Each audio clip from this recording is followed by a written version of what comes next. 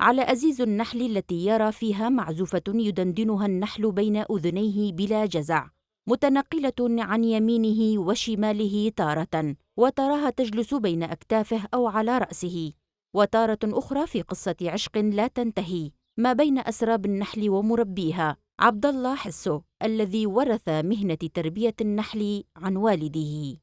عبد الله حسو ذو 68 ربيعاً من قرية عبره شمال بلدة شلآغا، يقول إنه ورث مهنة تربية النحل عن والده، ويتابع: أعمل في هذا العمل مع والدي منذ صغري، وأصبح جزءاً من حياتي. خوي كرامي شاء عم تشوفوا بابي خواربو. عندما كنت صغيرا كان والدي يربي النحل. نشأنا على تربية النحل وتعلمت تربية النحل منذ الصغر، ولا زلت أعمل بها إلى يومنا هذا. جويدة ميبا من ميشام خويت حتى نجار تخلهن. العم عبد الله تحدث عن كيفية تربية النحل والتعامل معها ومع مواعيد جني الرحيق لصنع العسل، قائلاً: النحل يبقى في المناحل من شهر كانون الثاني إلى شهر آذار للحفاظ على طاقته، وعندما يأتي شهر نيسان ومع تفتح الأزهار تخرج النحلات بحثاً عن الطعام. ودي ميشا شغلينها حاليا شغلي تقريبا.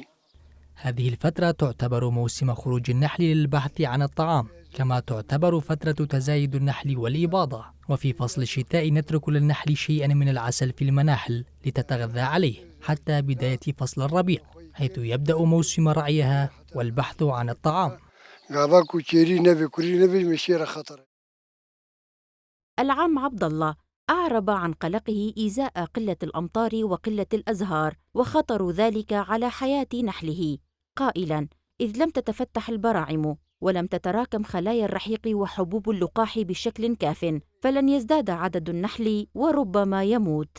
هذا ولفت العم عبد الله إلى الفائدة المادية التي يجنيها من تربية النحل، التي أصبحت مهنته ومصدر رزق له ولعائلته، مشيراً إلى الفوائد الصحية والقيمة الغذائية العالية للعسل الطبيعي، مؤكداً أن حبه لهذه المهنة وللمنطقة أدى إلى تسمية نحله بالنحل الكردي.